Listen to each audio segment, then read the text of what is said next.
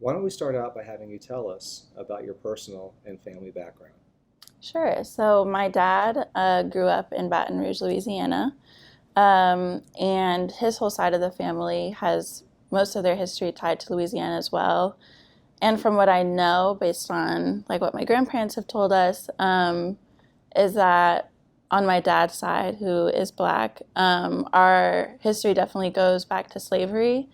And I know that my great great grandfather helped in some regard to like open up one of the first like black churches after slavery was abolished. And where would that be?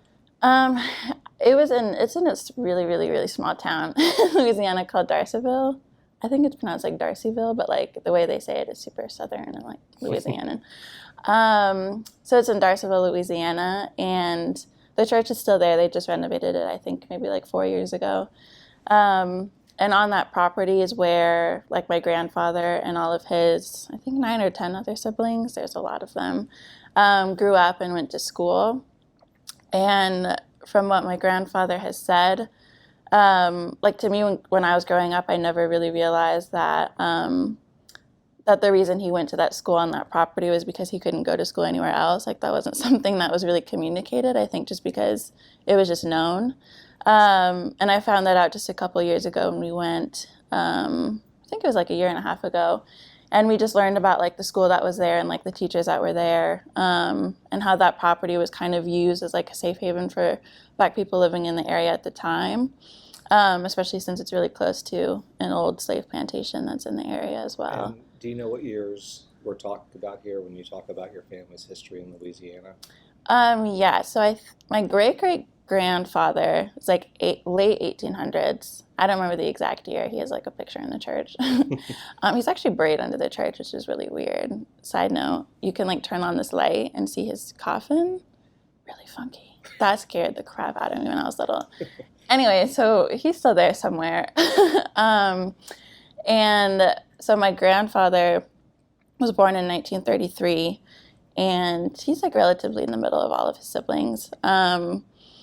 And when I've talked to him about like his history with growing up during like Jim Crow, he's pretty quiet about it, and he just talked about how he had to go to that school because the other schools he was allowed to go to were really far away, and it was difficult to have transportation to do that. But there wasn't really much else that I got out of him. And then on the other hand, like my step grandmother's side, she's a lot younger, but she was also one of the first people to integrate her middle school. And so she grew up in an all-black elementary school and like talked to us about how she received like the hand-me-down books from like white students that were super outdated. And then she was the first to integrate her middle school, and there was a lot of pushback from white residents at the time. And there was like a barbed wire fence outside the school, and there was a man who had to like throw over the fence because there was no other way for her to get into the school. Like people were like blocking the entrances to it. And she also talked about how like her grandmother or maybe her mom had like knit her this really cute hat for the winter time, and like there was a teacher who like yelled at her and made her take it off, or like other white students in the class got to wear whatever they wanted. And so she ended up becoming an educator herself and has done a lot of work in Baton Rouge to definitely like combat issues of racism in the education system. And she talked to you about like being a superintendent and like how there were just like other, microaggressions and like, I guess, forces preventing her from being successful, or at least wholly successful in that position. Did she talk about anything in particular when you refer to microaggressions and other impediments? Has she ever spoken to you about what some of those things were? It was kind of a long time ago when we talked about this, but I remember she mentioned just like a lot of people, I think, pushing back against like her becoming superintendent, and also a lot of things she wanted to do as superintendent weren't really supported by people in the community, which I think is difficult, like when you're just trying to do the right thing, but people will just, push back on it on the basis of race. So yeah, then long story short, my dad was born in 1963, and he was born in Baton Rouge, and my grandparents paid for him to go to a private black school, all black school, just for safety reasons, as they didn't really want him to have to like worry about like racism or violence, especially, you know, like in the heart of the civil rights movement. And so he and his sister both really wanted to go to like the public school in the area to like just have more friends and like be with the neighborhood kids. So they eventually ended up doing that. And he tells this one story.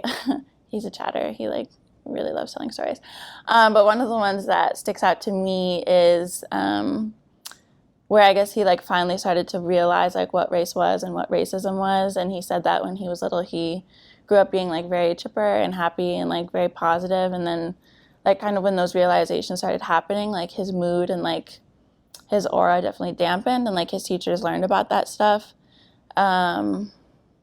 Yeah, so I think that's kind of like the brunt of my dad's history. He ended up going into the Air Force, and he was stationed in Italy. And my mother, who's German, which we'll get into her background as well, was on vacation in Italy, and that's how they met. And I guess the rest is history, and then I was born. And so with my mom's side, let's see. So our German history dates back like all the way to Prussia, like very German, like through and through. And my grandparents were little during the time when World War II was happening, like maybe like 6 to 8 years old or somewhere in that range. And my grandmother's parents ended up fleeing the war with their kids, just because like my grandmother's dad didn't want to like be involved with like the Nazi regime or like have anything to do with it, so they just fled the whole time. And she talks about like every time like the bomb sirens would go off, she'd have to like pack up her doll and her stroller, and like they would just walk and walk for days. And then on my grandpa's his side, his dad was employed with the railroads in Germany at the time, and they were basically told like, you can either like support us and like work with the Nazis, or you're going to lose your job. And my grandpa's dad said for the sake of his family, like he wants to keep his job so that they have like an income. So he stayed like working for the railroads. So it's just kind of like a really crazy history, I think, and like intersection of my family background, where it's just like definitely on one hand like being German and being like on the oppressing side, and especially having family that like not supported in terms of like morally, but like their actions certainly supported, and I think facilitated a lot of the horrors that happened in the Holocaust. And then also like on my dad's side, like being the receivers of a lot of that same stuff that happened in America. So that's my family history. And I think a lot of that for me has been something that I've like more recently like thought about and discovered like since coming to college. Growing up, like I just knew I was German because we'd go to Germany like every year and like speak German and have German citizenship. So like for me, that was always like a huge part of my identity. But like being Black wasn't necessarily something I was ever proud of or like really ever knew much about. It was just sort of like there just because it was. And I think a lot of that too has to do with the way my parents said that they wanted to like raise my brother and I. And so in there, I guess, okay, so the way my dad wanted to do it, like growing up in the civil rights movement, he wanted to kind of like shield us from a lot of the stuff that he learned growing up. So yeah, they moved back. They did like long distance for 1 billion years. I don't know how, but they did, overseas. And then my mom moved to Texas after she got her master's, and they had my brother. And then my dad was just looking for other jobs and found one in Colorado, so they just moved to Colorado. Okay. You mentioned this fault line of race, your mother's nationality being German, and some of the care that your parents took to both acknowledge your background, but then I think you mentioned to shield you from some of the concerns that your dad might have had. Can you talk about that a little bit? You know, growing up, what were some of the things you remember, if you do, maybe the conversations you had with your mom and dad, or maybe people in the community of growing up with an African-American father and a German mother? Okay. So the way I would describe my upbringing, the way I would describe the way my mother raised me is also like her own words. She said she was very naive. Because when she met my dad, like she knew obviously there are issues of racism in America, but the way that it was portrayed in Germany wasn't as severe as it actually was in the US. So she figured like, oh, by the time it's the late 80s and 90s, like that's history. It won't be anything serious to have like, a mixed race relationship. And also especially to have like mixed children.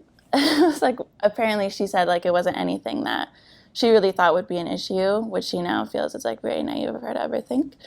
And then like I was saying on my dad's side, he, I think, wanted to shield us from a lot of the stuff that he experienced and like heard about like growing up in Southern America and definitely in the civil rights movement. And so I don't ever remember having like a distinct conversation about race like growing up. It's possible it happened, but it's not something that's like stuck with me. I know that there are instances of racism that happened to my brother where I know that I overheard them talking to my brother about those things, but it wasn't ever anything that was like said to me, which I don't blame them for, because I understand like definitely their rationale, and like I don't want to like break my child's innocence and tell them like how horrible like America can be and is.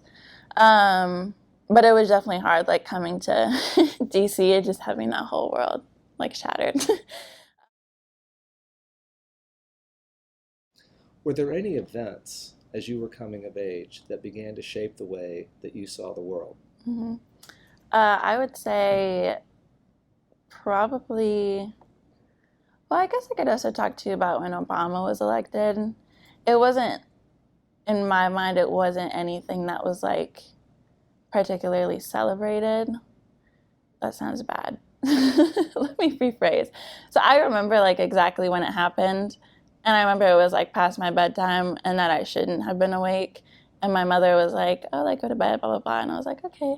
But I remember my whole family, because my brother is older than I am, was downstairs in the living room, like watching, the votes come in.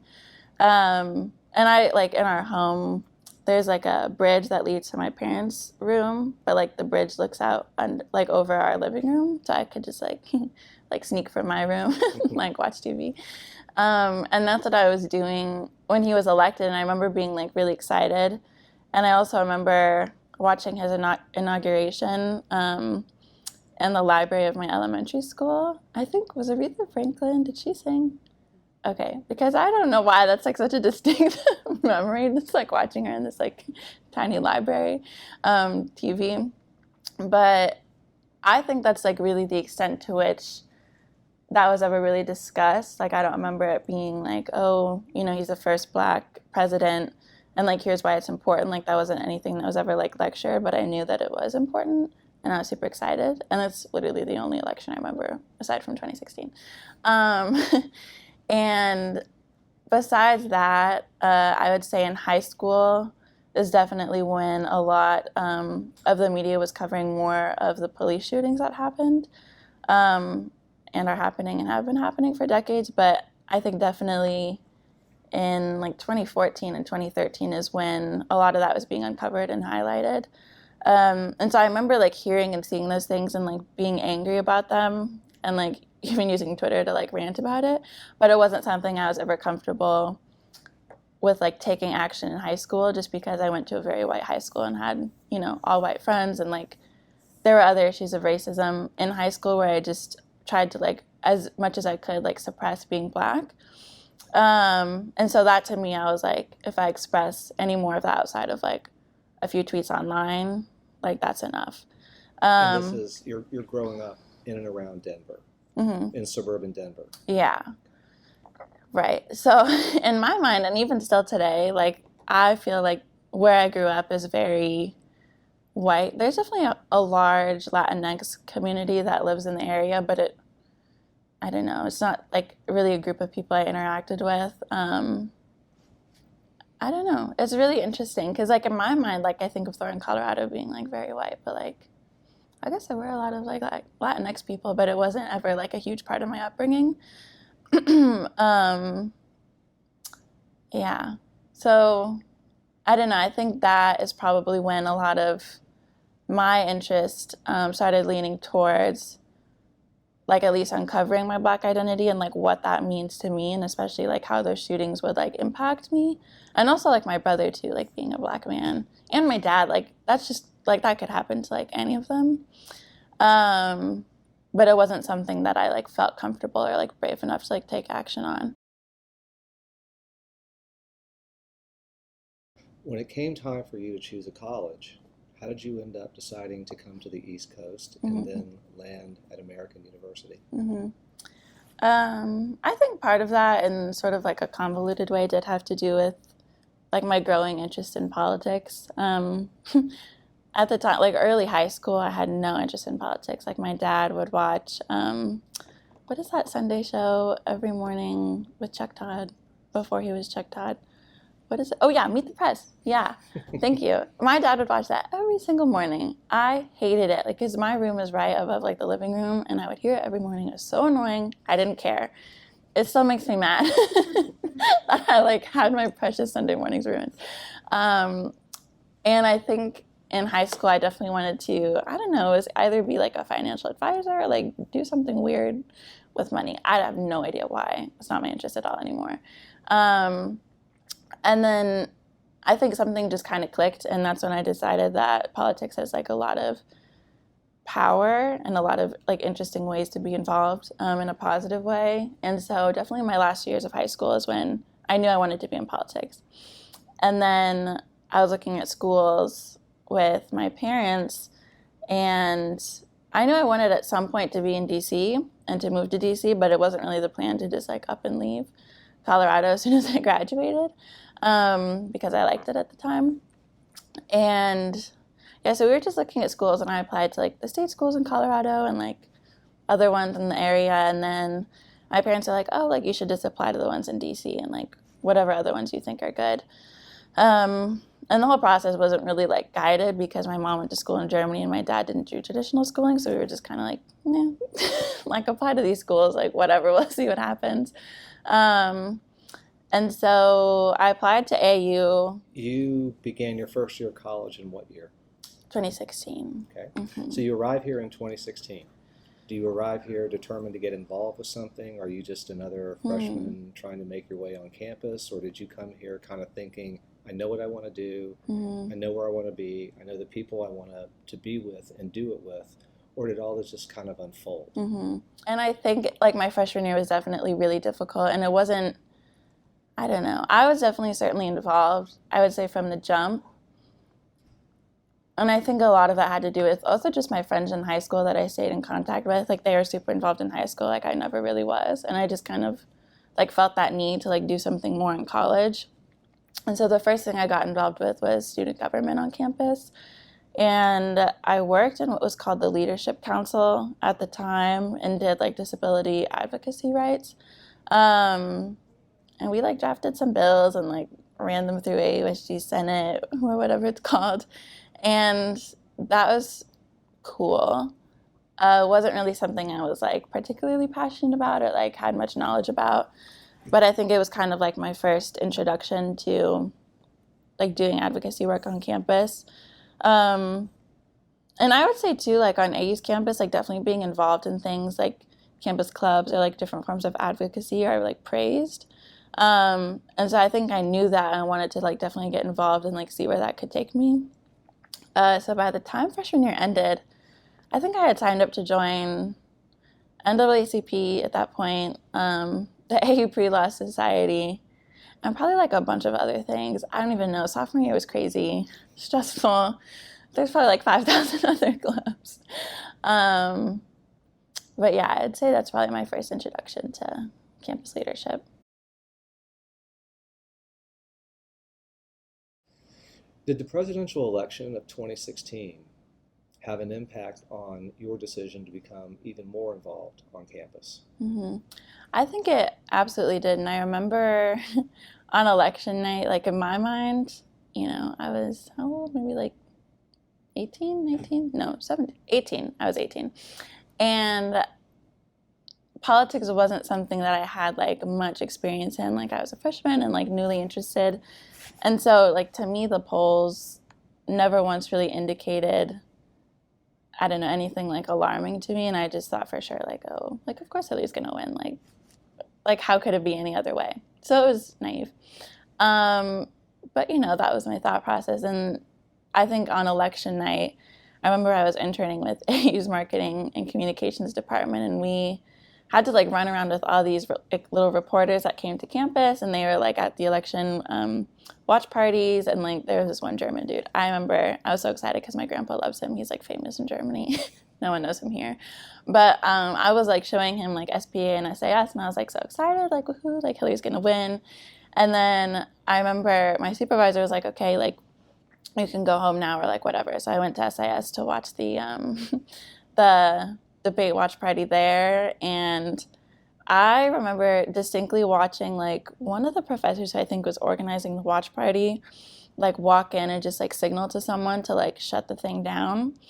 And I just remember, you know, that there were like all those balloons ready to like drop when Hillary won. Like it was a whole party with like cupcakes and like all this stuff. And they just like completely shut the watch party down and told everyone to like get out. Like we're not doing this. Like go home. And so I'm running back to the dorms like with my friends freshman year after they kicked us out, and we were like all in the lounge like watching it and trying to make sense of it. And so then fast forward to like the next day after, you know, it was finalized and announced that Trump had won. And I remember my friends and I had like woken up after a couple hours of sleep, and we just knew that there was like something we had to do because it was a Wednesday, right? So that no one had class, and we were just like bored freshmen. We were just like, we have to do something. And I remember walking on campus and it honestly felt like a funeral. Like I remember it being kind of cloudy, and like everyone for some reason was wearing black. I don't know if that was on purpose, but I was like, it is a freaking funeral. And it was super depressing. And so me and my roommates went to the White House just to kind of instigate and like see if anything was happening. And that was one of the wildest nights of my life. Like we ended up going down there, and there were these people like yelling at us on the street, like, okay, there's a protest happening at the Trump Hotel, like be there at this time, just like shouting at everyone on the street. So we went over there. We like walked through the whole city and went to the Trump Hotel, and it was like a small protest at first, like, you know, just a general chants. And then more people started like coming in, and then they blocked traffic, and someone had this like a massive American flag and just lit it on fire in the middle of the street. Like it was crazy. I've never seen an American flag burn until that point. Not that I'm like particularly like, oh, that's my flag. I don't really care. But it was just wild to see that because it's something that's always talked about. And I was like, oh my God, they're burning the whole flag in the street. And then someone had like a paintball gun, and they were like shooting the Trump Hotel with a paintball gun, like shattering windows. I was like, oh my gosh, like I'm 18 in DC, like my mother would kill me if she knew what I was doing. And so we were just like protesting, marching, and we ended up walking with the whole crowd to the White House from there. And I'm trying to remember, I think, wow, that night is so crazy because at the White House, there was this man who, he kept claiming that he was an anarchist, just like very, very far on the left, but just one of those people you like kind of keep an eye out on at the protest because like you don't really know what they're going to do. And he had on this whole cape and everything, but he was like relatively harmless, like a little bit concerning to me as like, you know, a young child. And it was so crazy because we were protesting and everything outside the White House, and the Secret Service police came over out of the blue and just started like beating this man into the ground. Like he hadn't even done anything, hadn't touched anyone, like was just protesting. And they like took him and beat him and then carried him so that they were kind of like swinging him, you know, in the street. And we were like chasing after him. I remember me and my friends were like so pissed that we had just seen that, like it was right in front of our faces. And everyone was like chasing the Secret Service officers. And I remember like screaming at like one of the black ones, like, how could you do this? Like, how could you like be a part of that type of a system? And it was so crazy, and this poor man was just like bleeding all over the street. And then from there, we just like marched all the way through like Chinatown. Like my heels were like bleeding at the end of the night. It was so crazy. I'll really never forget that. But anyways, I would say, to answer the question, that definitely, that election was one of the things that like showed me like how to participate and be active. Like it was my first protest, and definitely the first thing I was ever like really involved in outside of like, you know, high school or college. And from there, it's been quite interesting, especially like at the inauguration and like different protests that have happened since. But Okay, so were you, did you take part in the Women's March? I did. And any So other protests like in the spring that after the inauguration takes place? Did that also kind of motivate you to become even more, not just involved on campus, but to take that involvement on campus and start going out into the street and trying to at least have your voice heard and make an impact that way? For sure. I know I went to the Women's March, and that was really remarkable the first time it happened. I do have thoughts on the others, but that might be for another interview. The first Women's March was really amazing because it was just like so many people. It was, I don't know, it was just such a great feeling, especially when, because I also attended the inauguration just to like see like what was going on. I'd never been to one. I remember this one man was like screaming that Trump was the Messiah. I was like, what? Just like, what? And he was just like saying that to me, like yelling it at me. I was like, okay, cool, like, great. And so, yeah, it was an interesting few days for sure. And the Women's March was something that was really uplifting and powerful, and definitely like marching through the streets with everyone, because it felt like a sense of community at the time. I don't really know what it accomplished in the sense of like other protests that happened in the civil rights movement where you can see like a very direct like change that occurred from a lot of the action. I don't really think that happened with the Women's March, but it was something that I think was needed for the community.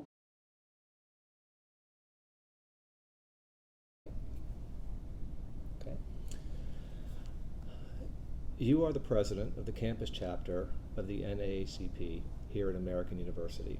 How did you get there, and what are some of the goals and objectives you have, and then what are some of the issues that you see on campus?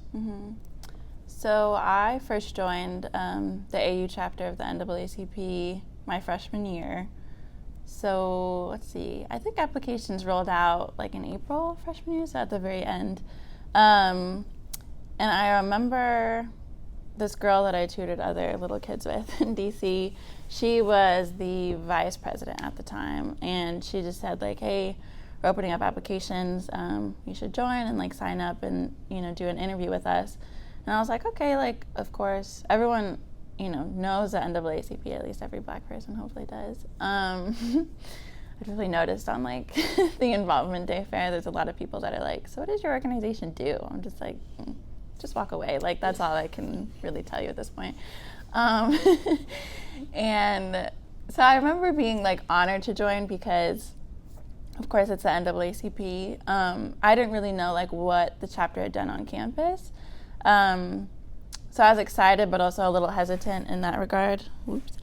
And so I joined and became the secretary. I think I originally wanted to be like a political action committee chair. Someone else got that. I think it was my roommate.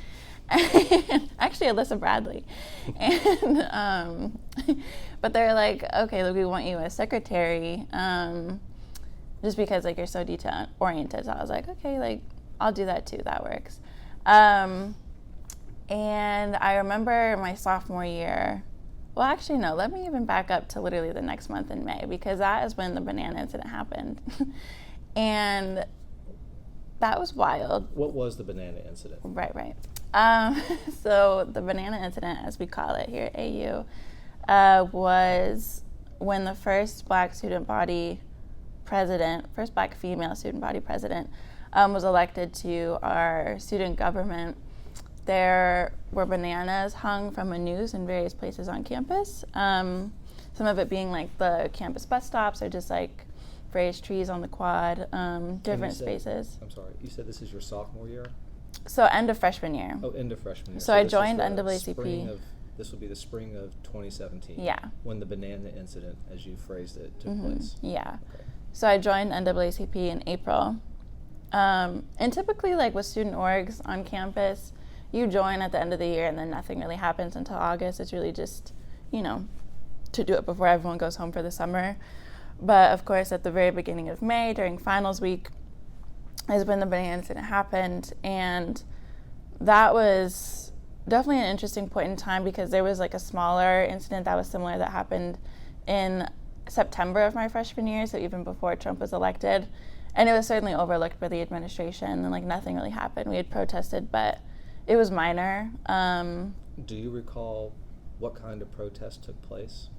Yeah, so I remember everyone talking about it in like a big group chat that we have for just like Black women at AU. And people were saying like, this is what happened to this girl, like we need to do something. And they said meet at the MGC steps outside of the student center at this time. And we protested, and there were like several student activists at the time with like a big megaphone, giving speeches and talking about it. And there were a lot of different campus administrators that were there, but the support was way different from how it is now. So the first banana incident that happened in September was fairly small in terms of like organizing after the fact. And I remember like receiving messages in the group chat saying like, here's what happened, like we should do something about it. And a lot of us just kind of organized like a protest outside of the student center on the steps. And it definitely turned into a bigger thing. Like I know a lot of other people walking on the quad are like, what's going on? And stopped by. And I remember listening to Ma Sargent, who at the time was the president of the BSU, maybe vice president. She was in leadership of the BSU at the time, and she spoke. And then also Othniel was there as well. And I remember seeing them speak, and I also remember being very inspired that they were doing what they did. It's kind of one of those things like when you're younger and like a freshman, you're like, oh, how cool, like they're so much older. Like seem to have it, figured out. And so I remember seeing those people speak, and but then after that, like I don't think administrators really did much. And what happened was at that protest, there was a flag that was burned. And all I remember in terms of like campus leadership was, I think there was a professor at Georgetown who said like, oh, like AU is letting students burn flags on campus, blah, blah, blah. That's really crazy.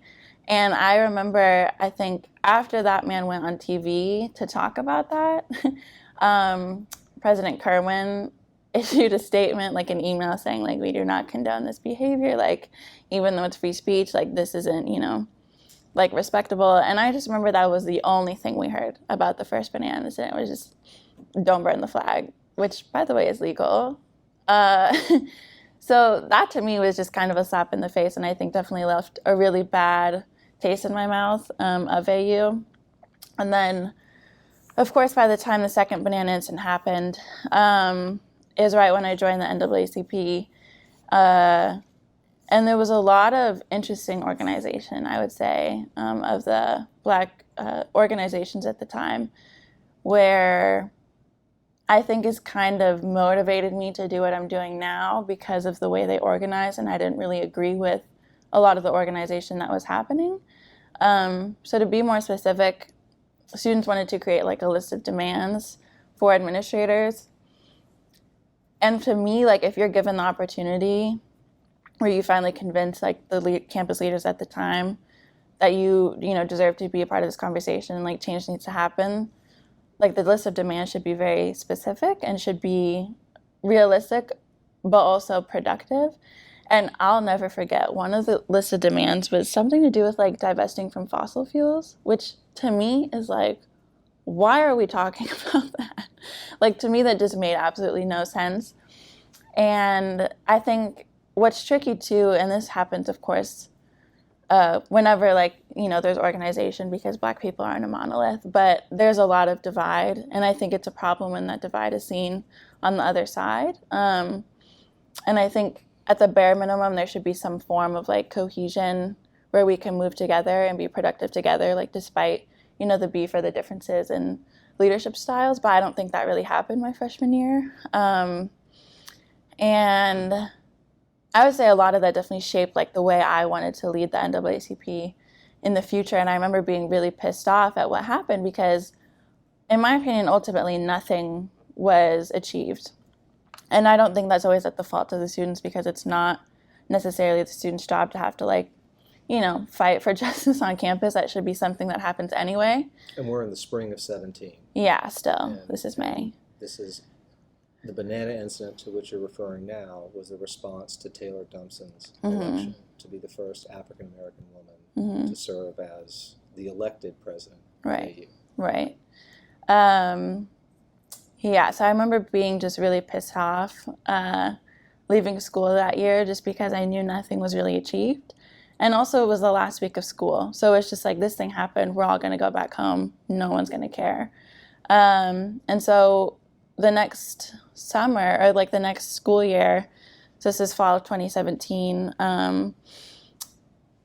people were still, of course, like trying to leverage like what had just happened and how nothing really came of it. President Burwell just came into her position, and I think they released like the Inclusive Excellence Plan that summer or something like that, which was cool.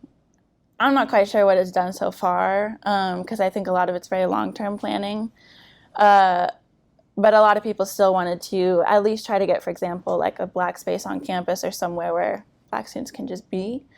And that is when I first realized that the leadership with the NAACP at the time wasn't something I was necessarily proud of, because I think a lot of those like campus divides like meshed into the following year. And so I worked really hard my sophomore year to kind of turn the NAACP around in my position as secretary, which is like limited. Took notes. But I definitely had access to like the president, vice president, and treasurer, just because that's kind of like the nuclear e-board, as we might call it. Of your organization. Yeah, right. yeah. Not the school. And so with that, I definitely wanted us to be more active on campus, because I knew my freshman year, like, there wasn't much programming, nothing much was really happening. And same with my sophomore year as well. We had our president step down, and then the vice president assumed the president's role. And I was just super eager to finally be in a position where like we could do something with the organization. And I think that's something that kind of is lost on a lot of people, is the fact that like of all the campus organizations, like we're one of few that have like a national name and have like just a whole, I don't even know, like just a whole support system of people that know the NAACP and have worked in the NAACP and like can support us. And I think that's lost on people a lot of times. So yeah, I'd say after my sophomore year, spring semester sophomore year, which was spring 2018, I was put in the position of like one of my mentors to plan the Black graduation ceremony that was also started by the NAACP. And they kind of wanted to like change the direction of it, just to make it more of an institutionalized thing, and also just to handle like funding better, because, you know. Here or nationwide? Here on campus. So yeah, the initiative was started, 4 years ago this spring by our NAACP president, who was also the first one to bring NAACP to campus, and her name is Raquel Crutcher. I think she's still active too in like the national organization, but yeah, so I kind of was charged with taking the lead on Black graduation that year.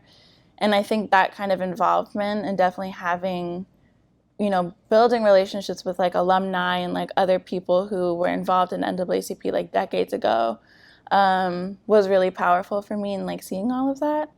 And yeah, so my sophomore year is when I think we definitely started being more active as a chapter, which was really great. And then my junior year, I became the vice president of the organization, and that's when I was able to like take a little bit more control and start doing a lot more of like initiatives and like being more active. And so we launched a campaign called the Racism in the Classroom, and a lot of that was inspired by one of our own like executive committee members who I think I was maybe walking by her classroom, and she had like walked out of the classroom just so mad. And normally she's like very calm, like, you know, quiet. And I was like, oh, what's going on? Like, are you okay? And she told me about a professor who I guess in the classroom they started talking about like slavery, and this one kid was just kind of like negating a lot of the effects that have happened after slavery, and it turned into this whole conversation, like the Holocaust was brought into it, like crazy stuff where it's just you can't negate these things. Like there's just nothing you can negate about those systems. And she said the professor just didn't do anything. Like this kid was just screaming at people, and the professor was just like standing there like, okay, this is a debate, like that's all it is, when it's like actually impacting people and it should probably stop. And so she was really pissed off, and I remember like helping her write an email to different campus administrators that I knew to like see what could be done to mediate the situation. And we talked about it at our executive committee meetings that happen weekly. And we eventually like came up with this idea of creating like a racism in the classroom campaign, where we had like a closed meeting just for students of color to come and talk about other experiences that they might have had. Because it kind of dawned on us that like this is something that probably happens on a regular basis, but like students of color tend to like internalize that experience as just like, this is a product of who I am. Like, you know, it's not something that always needs to be reported, and it just happens. And I think that's why for so long, like things like that just weren't really ever reported. And so our campaign aimed to hear the student voices, and we had the Black newspaper on campus come and cover it. And what's the name of that paper? The Black Print. They're amazing. I love them. And so it was a really great opportunity for students to like share that in a space for students of color without any administrators being there, without any kind of backlash from anyone.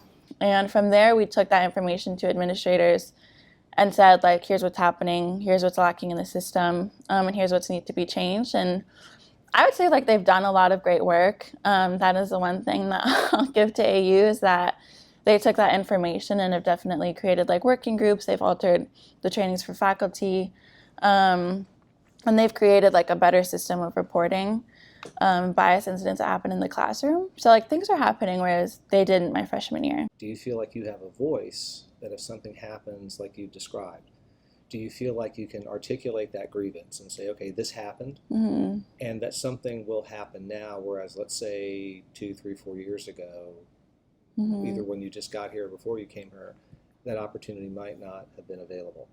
Yeah, I definitely think that now, and I don't know if it's just the different campus administrators that, you know, had been promoted after my freshman year, because we had a new president, and now Dr. Ah is the vice president of campus life, and like people like Amanda Taylor have, you know, spaces and positions of power, and those are good allies. And so I think that is completely different from the people that were in leadership my freshman year.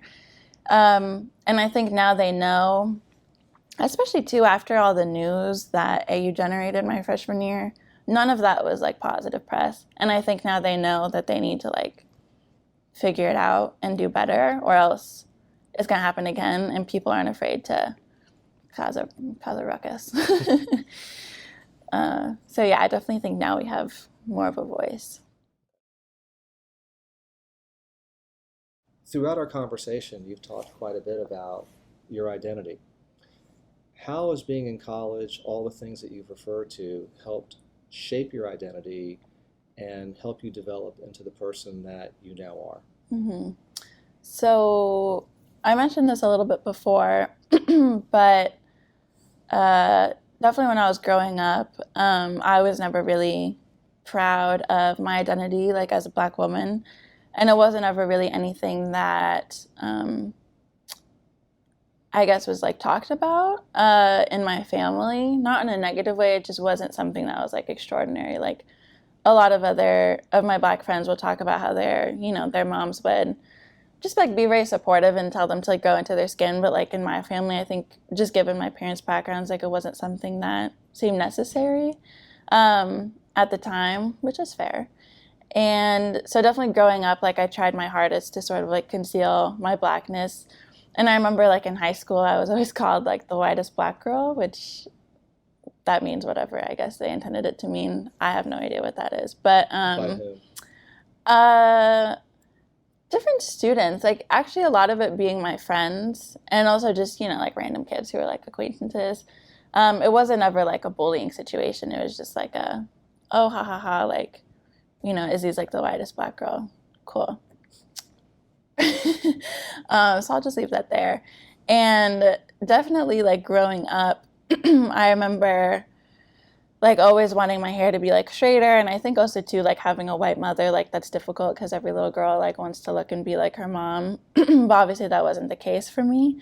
And I remember my parents like bought me this movie, or it was like a documentary or something of like Black women and hair, and it had like, I think it was like Kiki Palmer, Raven Simone, and like even Oprah. And it was like this video is so funny. I wanted to look it up the other day, but it talks about just like excuse me, the different ways. Oh my God, I don't know why my throat is dying.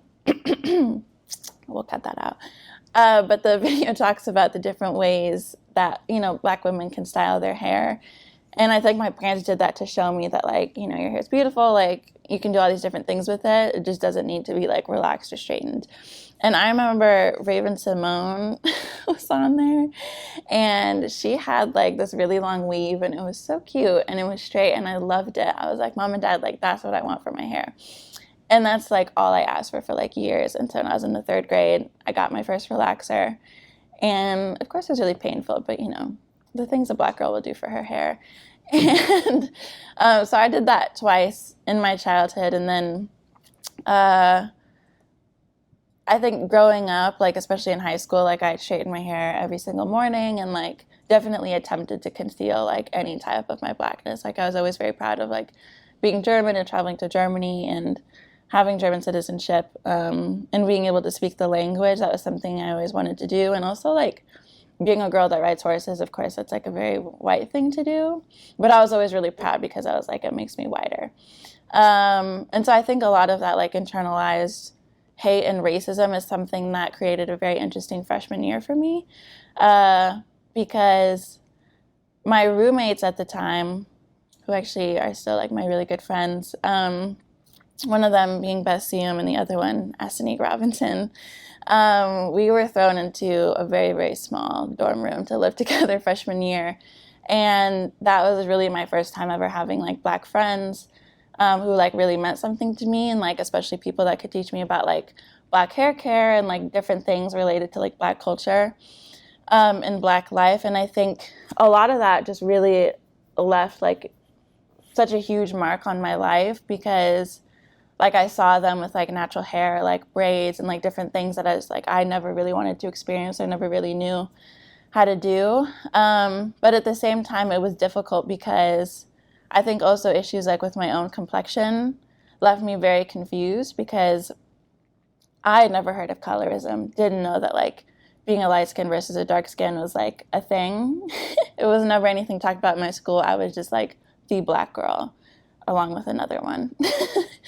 And so to me, like issues of complexion were never talked about, and I didn't know any of the complexities within that. And so I think my freshman year, like when a lot of those concepts were like introduced to me and a lot of people were talking about like light skin privilege, I was so confused and I didn't quite understand it. And I think a lot of that I took very personally, just because of the lack of context that I had, just growing up and like, I don't know, being who I was at the time. And so I think it was just very difficult to go from like being like the Black girl in high school to suddenly like, oh, like you're the light skinned girl, like you'll be treated a lot better by white people and like men and like all these different things. And that to me was just like such a crazy like change, because I think like being the Black girl in high school meant that like, for example, you were never going to get asked to prom, or like you're never going to have like a high school boyfriend, because it's just like if you go to a school and like an all white school, you're not going to want to date the Black girl. And that to me is like something I've talked about with my friends too, who went to all white schools. Like there's a level of like insecurity that grows from being like a Black girl in like an all white school just because of that.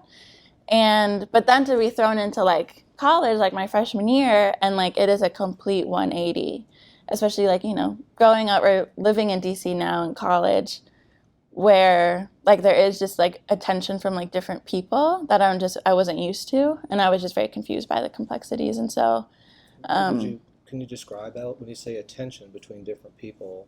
Yeah. What are you referring I would say like just different like treatment, especially like being in a space where there's, you know, like more Black people obviously living in DC, the former chocolate city. Like, for example, if we're at a party or a club, like I think my freshman year, like I was the one that always received more like attention from like men in the friend group, when it's just like all of my friends are beautiful. Like that to me was just like crazy, because I was always the one that was left out of that in high school. And I think also too, like, I think a lot of times like light-skinned women are more palatable for white people to like talk to or like interact with. And so I don't know, I think just like seeing that change was just very different from how I grew up in Colorado. And so freshman year I was in a writing class where we had to talk about something that was really difficult that we overcame. And I ended up writing about the sort of identity crisis I had, like being mixed. And at the time, I remember writing, we had to do like a speech at the end of the class. And I remember writing this whole speech about, like, I guess the racial divide in the country and like the tensions and the feuds and like, oh, it's so bad, blah, blah, blah. And I remember concluding the speech by saying something along the lines of how like we as Black people need to be a lot more, I don't even know how I phrased it, but it kind of alluded to this in saying like we as Black people need to work more with white people. Like we can't be so like contentious is maybe the word, or just like there can't be all this aggression because it won't really create any type of productivity. Which I laugh now because, like, to me, that's just crazy. And I hate when people say that now. Like, I actually want to throw up. But I think that was, like, the middle of my identity crisis, where I felt like instead of it being, like, because I was light-skinned, I thought it was because I was white or half white. And so I think that's kind of why I attribute it to that. And after having been involved with, like, the NAACP and also in the DC community and being much more like active and also coming into like my Black identity, I feel like it's definitely taken like a complete 180, which has been really interesting to witness, probably also for my parents too. And I would say now, like I'm much more like aggressive and like, I wouldn't say militant, but I would say much more like pro-Black and like only Black. Like that is the only thing that I feel, you know, I kind of like care about at this point. Like it's what I want my career to talk about. So I would say definitely now, like in my senior year of college, my viewpoint is much more assertive about being pro-Black and only wanted to focus on Black issues and only wanting to really like surround myself by Black people. And I think a lot of that too has to come from just like the deprivation that I had like growing up. Because it wasn't something that I really like was around very often. I feel like I was kind of robbed of that. Not by anyone in particular. It's just, I guess, a product of growing up in a very white space.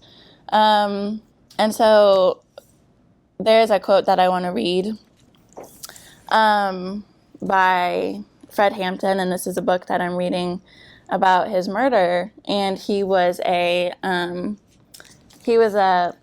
Black Panther in the 60s and was essentially murdered when he was 21 by the FBI and the Chicago police. And there's a quote that I'm going to read that has like kind of struck out to me. I read it, let's see, probably 8 months ago. So spring of 2019, that's the year.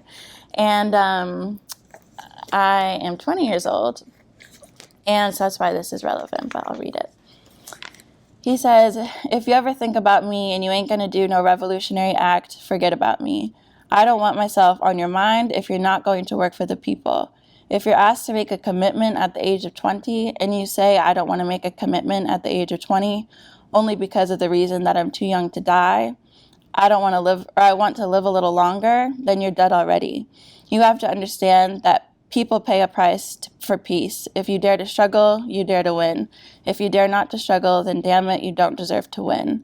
Let me say peace to you if you're willing to fight for it." And that to me like really stuck out when I read that at the beginning of this year, because I was 20 at the time. And I think this is kind of like sort of my coming of age into like my Black identity. and what I want to do ultimately, like with my life. And it's something that I've kind of been like struggling with too, because although I think like there's been a lot of change on campus and like a lot of ways in which like I've created change too, like with my different positions, like there's still a lot more that could be done. And so it kind of leads me to struggle between, for example, someone like Fred Hampton or like Malcolm X, where they were very willing to like risk their lives and like speak up. It's one of those things where it's like, do I want to do that too? And to what extent, like, where do I draw the line? You know what I mean? And if I do want to draw the line, like, do I even want to do that? I don't know. And so that's kind of one of the things that I'm grappling with now, especially too, like, since I'm turning 21 tomorrow. And definitely like closing out like my 20th year, like, where do I want my future to take me? And like, to what extent am I willing to, I guess, like, fight for Black rights? But yeah.